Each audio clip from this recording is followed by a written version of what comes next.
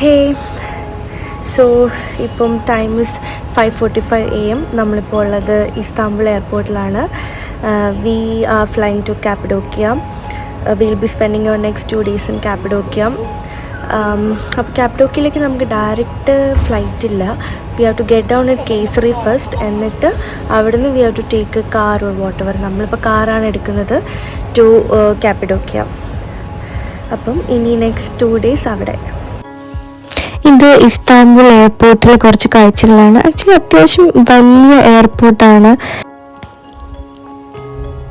അങ്ങനെ ഗേറ്റൊക്കെ ഓപ്പണായി നമ്മൾ വെയിറ്റ് ചെയ്യുകയാണ് ഫ്ലൈറ്റിൽ കയറാൻ. ടർക്കിഷ് എയർലൈൻസ് ആയിരുന്നു. നല്ല ഫ്ലൈറ്റ് ആയിരുന്നു ടർക്കിഷ് എയർലൈൻസ്. അപ്പോൾ ഈ സ്ക്രീനിൽ കാണുന്നത് പോലെ നമ്മൾ ഇസ്താംബുൾ ടു ASR കേസറിയാണ് പോകുന്നത്. അപ്പോൾ ഫ്ലൈറ്റ് പാത്ത് നിങ്ങളൊന്ന് കാണിക്കാൻ വേണ്ടി ഞാൻ എന്തൊക്കെയോ സ്ക്രീനിൽ ഓപ്ഷൻസ് നിൽക്കുന്നതാണ് ഈ കാണുന്നത്. സ്ക്രീനിൽ കാണുന്നത് പോലെ നമുക്ക് 638 kilometers ട്രാവൽ ചെയ്യാനുണ്ട്. And it took around 1 hour 10 minutes അങ്ങനെ എന്തോ. ഫ്ലൈറ്റിൽ നിന്ന് ഫുഡൊക്കെ തന്നിട്ടുണ്ടായിരുന്നു. അങ്ങനെ ഫ്ലൈറ്റിൽ നിന്ന് ഒരു പനീർ ടൊമാറ്റോ സാൻഡ്വിച്ചൊക്കെ കഴിച്ച് നമ്മൾ കേസറി എയർപോർട്ട് എത്തി. അതും അത്യാവശ്യം നല്ല എയർപോർട്ടായിരുന്നു. അപ്പം ഞങ്ങളൊരു ടൂർ ഗൈഡ് വഴിയാണ് ഒരു പാക്കേജ് എടുത്തിട്ടുണ്ടായിരുന്നു, ഗെറ്റ് യുവർ ഗൈഡ് വഴി. അപ്പം അതിൻ്റെ നമ്മൾ വിളിക്കാൻ നമ്മുടെ കാറിൻ്റെ ഡ്രൈവർ നമ്മുടെ പേരൊക്കെ പിടിച്ചവിടെ വെയിറ്റ് ചെയ്യുന്നുണ്ടായിരുന്നു. അങ്ങനെ പുള്ളിയെ മീറ്റ് ചെയ്തു, ഹായൊക്കെ പറഞ്ഞ് പുള്ളി നമ്മളെ കാറിൽ കാപ്പഡോക്കിയയിലേക്ക് കൊണ്ടുപോവാണ്. ഏകദേശം 55 minutes to 1 hour 15 minutes ഒക്കെ ഉണ്ടായിരുന്നു ട്രാവൽ. എനിക്ക് സത്യം പറഞ്ഞാൽ ഇവിടെ ഇറങ്ങിയപ്പോൾ ഒരു എന്താ പറയുക, ഒരു മിഡിൽ ഈസ്റ്റേൺ വൈബാണ് അടിച്ചത്. ഇസ്താംബുളിൽ നിന്നും വളരെ വ്യത്യസ്തമായിട്ടുള്ള കാഴ്ചകളാണ് ഇവിടെ. എനിക്ക് തോന്നുന്നു ഇസ്താംബുളിൽ കൂടുതലും ആ ബോസ്ഫറസ് വെള്ളത്തിന് സൈഡിലുള്ള ബിൽഡിങ്സ് ഒക്കെ ആയതുകൊണ്ട് വേറൊരു വൈബ്. പിന്നെ കുറേ ആൾക്കാർ.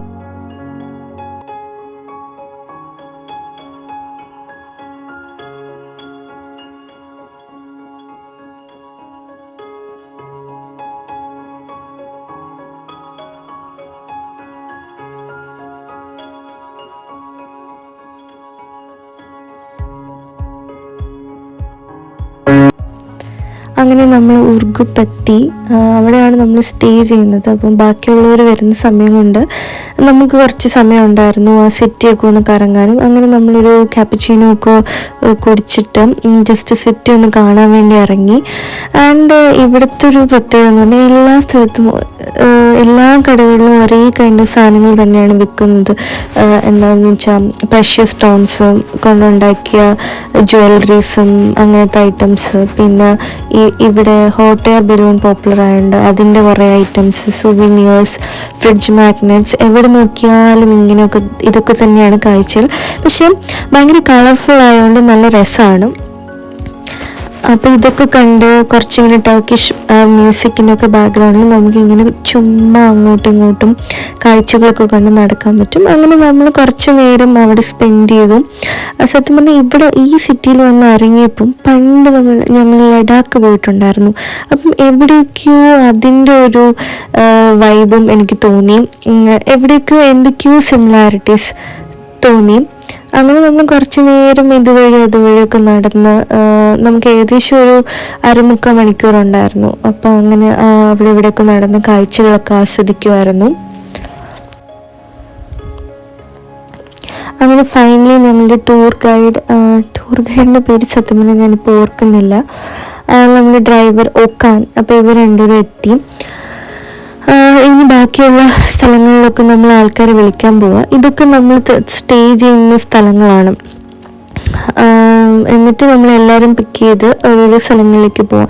എനിക്ക് ഇങ്ങനത്തെ ടൂർ ഗ്രൂപ്പ്സിനോട് ട്രാവൽ ചെയ്യാൻ ശരിക്കും ഇഷ്ടമാണ്. കാരണം ഇപ്പം ഞങ്ങളുടെ കേസ് എടുക്കുവാണെങ്കിലും വിവർ ഗ്രൂപ്പ് ഓഫ് 7 or 8 അത്ര ആൾക്കാരൊന്നും ഉണ്ടായിരുന്നു. അപ്പോൾ അതിൽ പല രാജ്യത്തു നിന്നുള്ള ആൾക്കാരുണ്ടായിരുന്നു. US നിന്നുള്ള ആൾക്കാരുണ്ടായിരുന്നു, കാനഡ, പിന്നെ ഓസ്ട്രേലിയ, പിന്നെ ലണ്ടനിൽ നിന്ന് വേറെ ആൾക്കാരുണ്ടായിരുന്നു. അപ്പം ഒരുപാട് ആൾക്കാരോട് നമ്മൾ 2 ദിവസം ഫുൾ 2 days ഒക്കെ സ്പെൻഡ് ചെയ്യുമ്പം നമുക്ക് ഒത്തിരി എക്സ്പീരിയൻസ് ഒക്കെ അവരുമായിട്ട് ഷെയർ ചെയ്യാൻ പറ്റും. ഇപ്പം നമ്മളുടെ കൂടെ വന്ന ഗ്രൂപ്പിലാണെങ്കിലും ഒരു കപ്പിളുണ്ടായിരുന്നു. അവർ കാനഡയിൽ നിന്നാണ്. അപ്പോൾ അവരൊരു 65+ അല്ലെങ്കിൽ ഒരു 75 70+ ഏജുള്ള ആൾക്കാരായിരിക്കും. അവരിപ്പോൾ റിട്ടയർമെൻറ്റ് സെലിബ്രേറ്റ് ചെയ്യുക. അവർ എനിക്ക് തോന്നുന്നു 5 വീക്സ് മുന്നേ എന്തോ വീട്ടിൽ നിന്ന് ഇറങ്ങിയതാണ്. അപ്പം ഓരോരോ രാജ്യങ്ങളിൽ ട്രാവൽ ചെയ്ത് ഇപ്പോൾ ഇവിടെ എത്തി. എന്നിട്ട് നമ്മളോട് പറയുന്നുണ്ടായിരുന്നു അവർ ഇനി ഡിസംബറിലോ മറ്റോ പിന്നീട് എപ്പോഴോ ഇന്ത്യയിൽ പോവുക, അതും കേരളത്തിൽ പോവുകയാണെന്നൊക്കെ നമ്മളോട് പറഞ്ഞു. അപ്പം അങ്ങനെ കേൾക്കുമ്പോൾ നമുക്ക് ഭയങ്കര ഒരു സന്തോഷം തോന്നി. അപ്പോൾ നമ്മൾ ഫസ്റ്റ് പോയത് ലെവാൻറ്റ പനോരമ കഫേയിലാണ്. അവിടെ കുറേ ഫോട്ടോ എടുക്കുന്ന സ്പോട്ട്സ് ഒക്കെ ഉണ്ട്. പിന്നെ ആ ദൂരെ കാണുന്ന ആ ഒരു സ്റ്റാൻഡ് അലോൺ ആ ഒരു ഫോർമേഷനാണ് ഓട്ടി ഹിസർ കാസിൽ.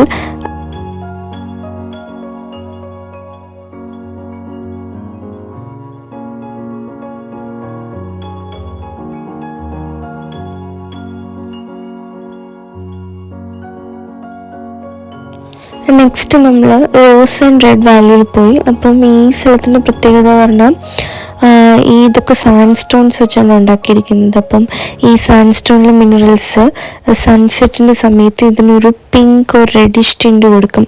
അതാണ് ഇവിടുത്തെ പ്രത്യേകത. അപ്പം ഇതൊക്കെ ഭയങ്കര ബ്യൂട്ടിഫുൾ പിക്ചറസ്ക്യൂ സ്ഥലങ്ങളാണ്. പിന്നെ ഇവിടെ എന്തൊക്കെയോ ഹൈക്കിംഗ് ഒക്കെ ഉണ്ട്. പക്ഷെ നമ്മൾ ജസ്റ്റ് ഇത് കണ്ടത് മാത്രമേ ഉള്ളൂ. കുറച്ച് ഫോട്ടോസൊക്കെ എടുത്തു. പിന്നെ ജസ്റ്റ് ആ സ്ഥലം എൻജോയ് ചെയ്യാനും നല്ല രസമാണ്. ഇതാണ് പീജൻ വാലി. അപ്പം ഇവിടെ ഈ കാണുന്നതൊക്കെ വോൾക്കാനിക് ടഫ്സ് ആണ്. അപ്പം ഇവിടെ കൗണ്ട്ലെസ് മാൻമെയ്ഡ് പീജൻ ഹൗസസ് ഉണ്ട്. അപ്പം അതിങ്ങനെ ഈ വോൾക്കാനിക് ടഫ്സിൽ വോൾക്കാനിക് ടഫ്സിൽ കാവ് ചെയ്ത് വെച്ചിട്ടുണ്ട്. അത് പണ്ട് തൊട്ടുള്ള മാൻമെയ്ഡ് തിങ്ങാണ്. അപ്പോൾ പണ്ടൊക്കെ പീജൻസിന് ഈ ഫെർട്ടിലൈസറായിട്ടും ഫുഡിനൊക്കെ വേണ്ടിയൊക്കെ യൂസ് ചെയ്തിട്ടുണ്ടായിരുന്നു. അപ്പം ഈ ഒരു സ്ഥലത്ത് നമുക്ക് ന്യൂമറസ് വോൾക്കാനിക് ടഫിലുണ്ടാക്കിയ കാവ്ഡ് പീജൻ ഹൗസസ് കാണാൻ പറ്റും. പിന്നെ ഇതിൻ്റെ ജസ്റ്റ് ഓപ്പോസിറ്റ് തന്നെ വേറൊരു ബിൽഡിംഗ് ഉണ്ട്. അപ്പം അവിടെ ഈ വോൾക്കാനിക് സ്റ്റോൺസ് വെച്ചിട്ട് അത് പ്രഷ്യസ് സ്റ്റോണാണ് അവർക്ക്. അപ്പോൾ അത് വെച്ചിട്ട് നമുക്ക് കസ്റ്റമൈസ്ഡ് ജ്വല്ലറീസൊക്കെ ഉണ്ടാക്കാൻ പറ്റും. അതിൻ്റെ മേക്കിങ്ങും പിന്നെ അതിൻ്റെ സെയിലൊക്കെ ഒത്തിരി ഉണ്ട്, മേടിക്കാൻ പറ്റും. പിന്നെ ഇങ്ങനെ കുറേ ഷോപ്സും പിന്നെ ഈ ലൈറ്റ് ട്രീ ഒക്കെ ഉണ്ട്. അതൊക്കെ ഇവിടെ എൻജോയ് ചെയ്യാൻ പറ്റും.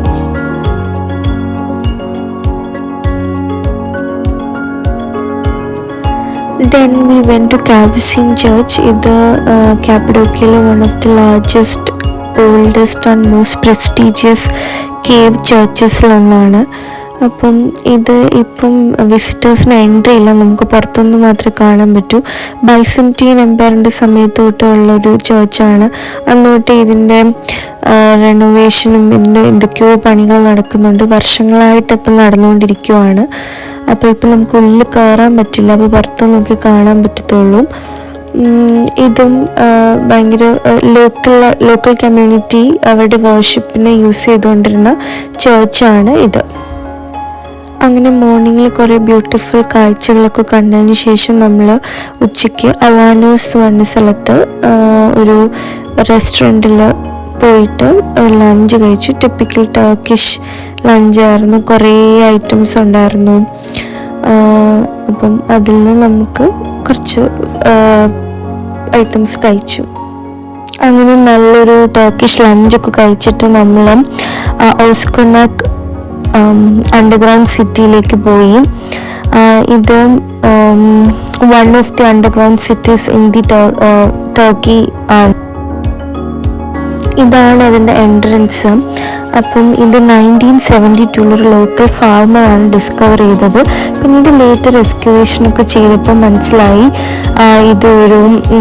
ഇതിനകത്ത് കുറേ റൂംസൊക്കെ ഉള്ള ഒരു അണ്ടർഗ്രൗണ്ട് സിറ്റി ആണെന്നും അവിടെ it could house around 60,000 people four 3 months എന്നൊക്കെ മനസ്സിലായി.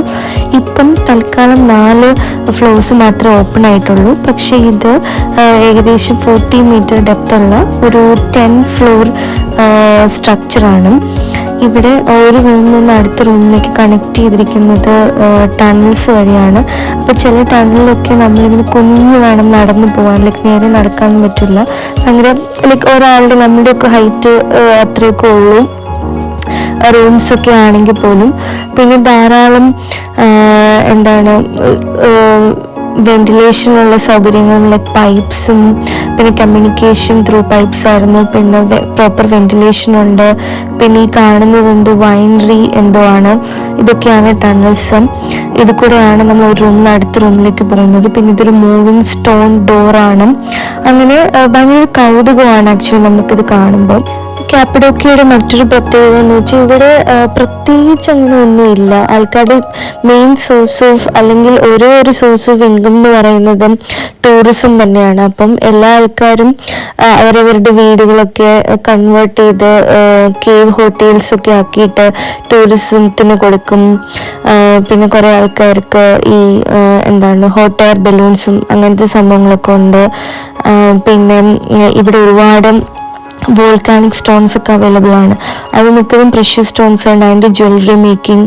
അപ്പം ടൂറിസവുമായിട്ട് ബന്ധമുള്ള ഒക്കുപ്പേഷനാണ് അവിടെ ഉള്ളവർക്ക്.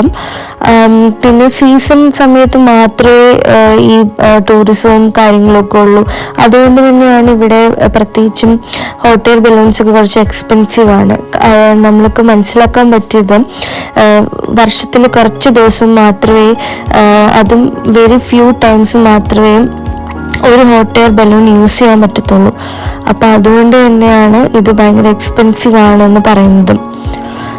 റോഡുകളൊക്കെ ആണെങ്കിലും വളരെ ക്ലീനാണ്. ഭയങ്കര ബ്യൂട്ടിഫുൾ ആയിട്ടുള്ള കാഴ്ചകളാണ്. ഒരു നേച്ചർ തന്നെ ഒരുക്കി വെച്ചിരിക്കുന്ന ഒരു നല്ലൊരു വിഷ്വലാണ് ഇവിടെ കാണാൻ പറ്റുന്നത്.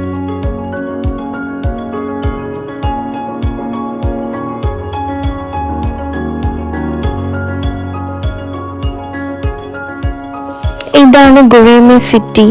അപ്പം ഇത് ഇവിടെയാണ് ഒരുപാട് ടൂറിസ്റ്റും താമസിക്കുന്ന സ്ഥലം. ഇവിടെ ഒത്തിരിയും കേവ് ഹോട്ടൽസും കുറേ റെസ്റ്റോറൻറ്റ്സും ഒക്കെ ഉണ്ട്. ഇന്ത്യൻ റെസ്റ്റോറൻറ്റ്സ് ഒന്നും ഞാനൊരു 2-3 കണ്ടായിരുന്നു. അപ്പം ഇത് കുറച്ച് ബിസി ആയിട്ടുള്ളൊരു ടൗൺ സെൻ്ററാണ്. അപ്പം നിങ്ങൾ എപ്പോഴും ടർക്കിയിൽ വരാൻ അല്ലെങ്കിൽ സ്റ്റേ ബുക്ക് ചെയ്യുമ്പോൾ കാപ്പഡോക്കിയയിൽ വരുമ്പം ഗുർമയിൽ നിങ്ങൾ സ്റ്റേ എടുക്കുകയാണെങ്കിലും നിങ്ങളുടെ ഹോട്ടൽസിൽ നിന്ന് തന്നെ നമുക്ക് ഹോട്ട് എയർ ബലൂൺ ഫ്ലൈറ്റൊക്കെ കാണാൻ പറ്റും. അത് കാരണം ഈ ഒരു പർട്ടിക്കുലർ സ്ഥലത്ത് നിന്നാൽ മാത്രമേ നമുക്ക് ഹോട്ടലിൽ നിന്ന് തന്നെ ഹോട്ട് എയർ ബലൂൺസ് കാണാൻ പറ്റുള്ളൂ.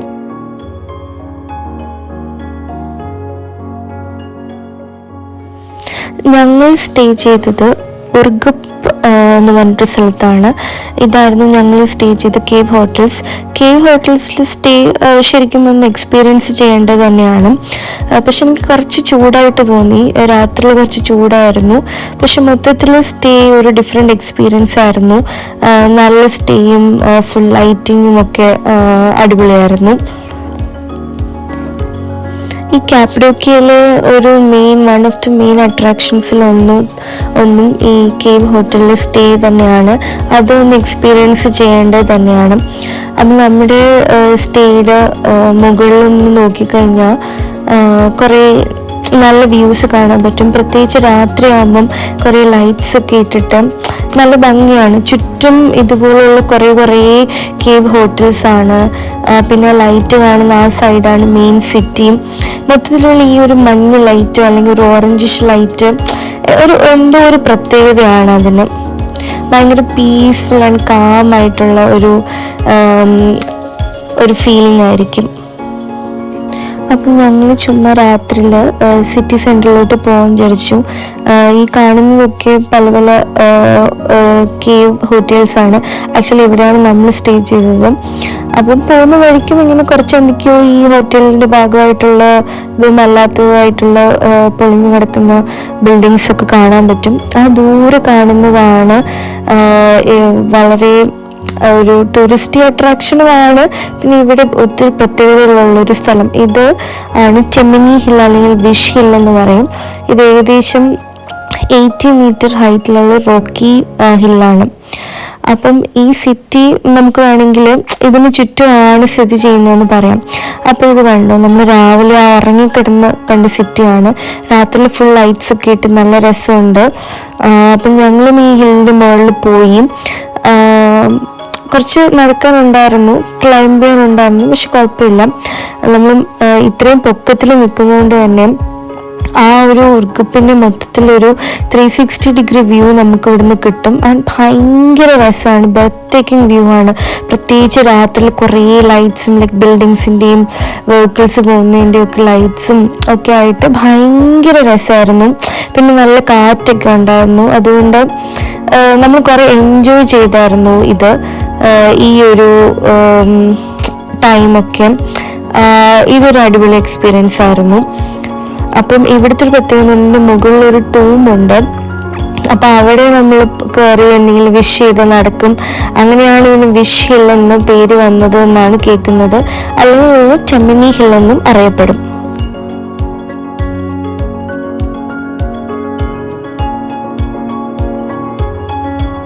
നമ്മൾ പിന്നെയും അവിടുന്ന് ഇറങ്ങി ജസ്റ്റ് ഇങ്ങനെ കാഴ്ചകളൊക്കെ കണ്ടിങ്ങനെ നടന്നു. ഇനി സിറ്റി സെൻറ്ററിൽ, ടൗൺ സെൻറ്ററിൽ പോകണം, എന്തെങ്കിലും ഫുഡൊക്കെ കഴിക്കണം. ഈ പോകുന്ന വഴിക്കും എല്ലാം ഇതൊക്കെ കേവ് ഹോട്ടൽസ് ആണ്. ഇവിടെയൊക്കെ ആൾക്കാർ സ്റ്റേ ചെയ്യുന്നുണ്ട്. പിന്നെ നമുക്ക് കാണാം കുറേ ചെറിയ ചെറിയ കടകളുണ്ട്. അവിടെയൊക്കെ ഇങ്ങനെ ഫ്രിഡ്ജ് മാഗ്നറ്റ്സും പിന്നെ അതുപോലെ ഈ സുവനിയേഴ്സ് അങ്ങനത്തെ ടൈപ്പ് സാധനങ്ങളൊക്കെ വിൽക്കുന്ന കടകളാണ്. അപ്പം അതൊക്കെ കണ്ടുകൊണ്ട് ഇങ്ങനെ ചുമ്മാ പോവാം. രാവിലെ ഉറങ്ങിക്കിടന്ന സിറ്റി രാത്രിയിൽ ഫുൾ വെൽ ലിറ്റായി. കുറേ ആൾക്കാരും കുറേ കടകളൊക്കെ ആയിട്ട് രസമായിരുന്നു. കുറേ റെസ്റ്റോറൻറ്റ്സ് ഉണ്ട്, നമുക്ക് പല ഫുഡ് ട്രൈ ചെയ്യാം.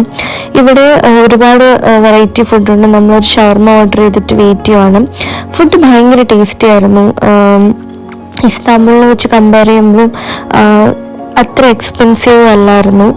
പിന്നെ ഫുഡിൻ്റെ ടേസ്റ്റ് ആണെങ്കിലും ഭയങ്കര അടിപൊളിയായിരുന്നു. നമ്മളൊരു ഷവർമയും ഒരു സ്ട്രോബെറി മിൽക്ക് ഷേക്കൊക്കെ ട്രൈ ചെയ്തു. രണ്ടും നല്ലതായിരുന്നു. നെക്സ്റ്റ് രാവിലെ ബ്രേക്ക്ഫാസ്റ്റ് വിത്ത് വ്യൂ ആയിരുന്നു. ബ്രേക്ക്ഫാസ്റ്റ് ഒരു രക്ഷയില്ലായിരുന്നു, അടിപൊളിയായിരുന്നു. ആ ഹോട്ടലിൽ നിന്ന് നമ്മൾ സ്റ്റേ ചെയ്ത ഹോട്ടലിൽ നിന്ന് തന്നെയായിരുന്നു. ടർക്കിഷ് ബ്രേക്ക്ഫാസ്റ്റ് അതൊരു എക്സ്പീരിയൻസ് തന്നെയാണ്. മെൻമേ എഗ്സ് വെച്ചുണ്ടാക്കുന്നൊരു സാധനം, പിന്നെ കുറേ ഒലിവിൻ്റെ പിക്കിളും. അങ്ങനെ ബ്രേക്ക്ഫാസ്റ്റ് ഒക്കെ കഴിച്ച് നമ്മൾ വീണ്ടും നമ്മുടെ യാത്ര സെക്കൻഡ് ഡേ സ്റ്റാർട്ട് ചെയ്തു. ഇതൊക്കെ ഫെയറി ചിമ്മിനീസ് ആണ്. അപ്പം വോൾക്കാനിക് ലാവ കാവ്ഡ് ബൈ വിൻഡും റെയിനും വർഷങ്ങളോളം എടുത്ത് ഉള്ള പ്രോസസ്സിലുണ്ടായ ഫെയറി ചിമ്മിനീസ് ആണിത്. ഇതിൻ്റെയൊക്കെ പ്രത്യേകം തൗസൻഡ്സ് ഓഫ് ഫെയറി ചിമ്മിനീസ് ഇവിടെ ഉണ്ട്. പിന്നെ പലതും പല ഷേപ്പിലാണ് കാണപ്പെടുന്നത്. ഭയങ്കര രസമാണ് ഇത് കാണാൻ തന്നെ. ഒരുപാട് ഇതൊക്കെ നാച്ചുറലി ഉണ്ടായ തിങ്സ് ആയതുകൊണ്ട് തന്നെ കൂടുതൽ നമുക്ക് കൗതുകമായിരിക്കും ഇതൊക്കെ കാണാൻ വേണ്ടിയിട്ട്. അപ്പം ഈ ഒരു ഏരിയ ഫുൾ ഇങ്ങനത്തെ സംഭവങ്ങളാണ്. അതൊക്കെ ഇങ്ങനെ കണ്ട് നമ്മൾ അടുത്ത സ്ഥലത്തേക്ക് പോവുകയാണ്. പിന്നെ കാപ്പഡോക്യ ട്രിപ്പ് പ്ലാൻ ചെയ്യുന്നവരോട് എനിക്ക് ഒന്ന് പറയാനുള്ളത്, ഒരു ഗൈഡഡ് ടൂർ അല്ലെങ്കിൽ എന്തെങ്കിലും ഒരു ടൂർ പാക്കേജിന് പാർട്ടായിട്ട് വരുവാണെങ്കിൽ വളരെ നല്ലതായിരിക്കും. കാരണം ഇവിടെ ലാംഗ്വേജ് ഒരു പ്രശ്നമാണ്. കാരണം ഇംഗ്ലീഷ് ഒന്നും അങ്ങനെ ആരും പറയത്തില്ല, വളരെ കുറവാണ്. ഇപ്പം നമ്മൾ നമ്പേഴ്സ് പോലും ചില ആൾക്കാരൊക്കെ കാൽക്കുലേറ്ററിലുമൊക്കെ കാണിച്ചു തരും, അങ്ങനെയൊക്കെയാണ്. പിന്നെ അത് മാത്രമല്ല ട്രാൻസ്പോർട്ടേഷനും എനിക്കങ്ങനെ ഇത് ഒരുപാട് മോഡേണൈസ്ഡ് ആയിട്ടുള്ള സ്ഥലമൊന്നുമല്ല. അപ്പം അങ്ങനെ ഇപ്പം നമ്മൾ ഒറ്റയ്ക്കൊക്കെ വരുവാണെങ്കിൽ ചിലപ്പോൾ ബുദ്ധിമുട്ടായിരിക്കും. പിന്നെ ഈ സ്ഥലങ്ങളൊക്കെ ആണെങ്കിലും എല്ലാം ഏകദേശം ഒരേപോലെയാണ് കാണാൻ ഉള്ളത്. അപ്പം എന്താണ് ഈ സ്ഥലങ്ങളെന്നും അതിൻ്റെ ഹിസ്റ്ററി എന്താണെന്നൊക്കെ മനസ്സിലാക്കണമെങ്കിൽ ഒരറിയാവുന്ന ഒരാൾ കൂടെ ഉണ്ടെങ്കിൽ അത് നല്ലതായിരിക്കും. അടുത്തത് ഡെവ്രിൻ വാലി അല്ലെങ്കിൽ ഡെവ്രിൻ ഇമാജിനേഷൻ വാലി. ഇവിടെ നമുക്ക് വർഷങ്ങളായിട്ട് റോക്സ് റോഡ് ചെയ്ത് പല പല ഷേപ്പിലായിട്ടുള്ള, അതും ഈ ആനിമൽസിൻ്റെയും ഒക്കെ ഷേപ്പിലായിട്ടുള്ള ഒരുപാട് റോക്ക് ഫോർമേഷൻസ് കാണാൻ പറ്റും. അപ്പം ഇതൊക്കെ നമ്മളുടെ ഒരു ഇമാജിനേഷൻ അനുസരിച്ച് നമുക്ക് പറയാം. ചിലപ്പോൾ നമുക്കിത് ഒരു സ്നെയിലായിട്ട് തോന്നും, ചിലപ്പോൾ വേറെ സ്നേക്കായിട്ട് തോന്നും. അങ്ങനെ പല പല നമുക്ക് തോന്നുന്ന രീതിയിൽ ചിന്തിക്കാം. അതാണ് ഇതിന് ഇമാജിനേഷൻ വാലി എന്നറിയപ്പെടുന്നത്. പക്ഷെ ഇതൊക്കെ നാച്ചുറലി ഉണ്ടായ ഫോർമേഷൻസ് ആയതുകൊണ്ട് തന്നെ നമുക്ക് ഭയങ്കര ഒരു കാണാനൊരു നല്ല രസമായിരിക്കും. ഓക്കെ, ഇങ്ങനെയൊക്കെ സംഭവിച്ചെന്ന്, ഇങ്ങനെയൊക്കെ നാച്ചുറലി ആയിട്ടുള്ള സാധനങ്ങൾ കാണാൻ പറ്റുന്നത് നല്ലതാണല്ലോ.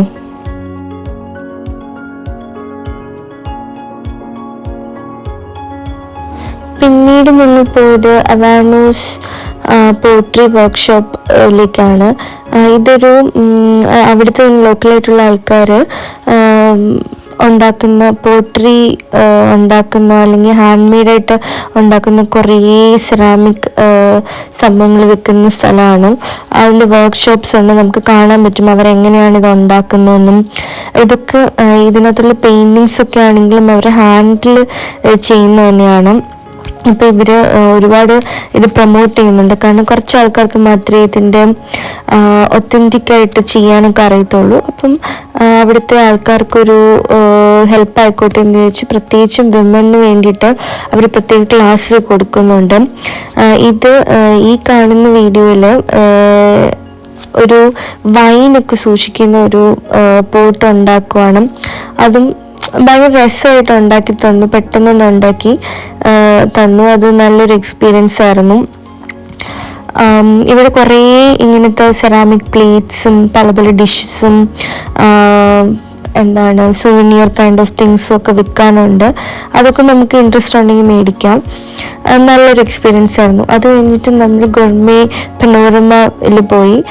ഇവിടെ ബേസിക്കലി നിന്ന് കഴിഞ്ഞാൽ നമുക്ക് 360 ഡിഗ്രി വ്യൂ കിട്ടും. ബ്രെത്ത് ടേക്കിംഗ് വ്യൂ ആണ്. ഭയങ്കര രസമായിരുന്നു കാണാൻ. ചുറ്റും ഇങ്ങനെ ഫെയറി ചിമ്നീസും പീജിയൻ വാലി നമുക്ക് എല്ലാം കാണാൻ പറ്റും. പിന്നെ ഈ റോക്ക് ഫോർമേഷൻസും അതിൻ്റെ കളറും പല പല സ്ട്രക്ചേഴ്സും ഒരു അടിപൊളി എക്സ്പീരിയൻസ് ആയിരുന്നു.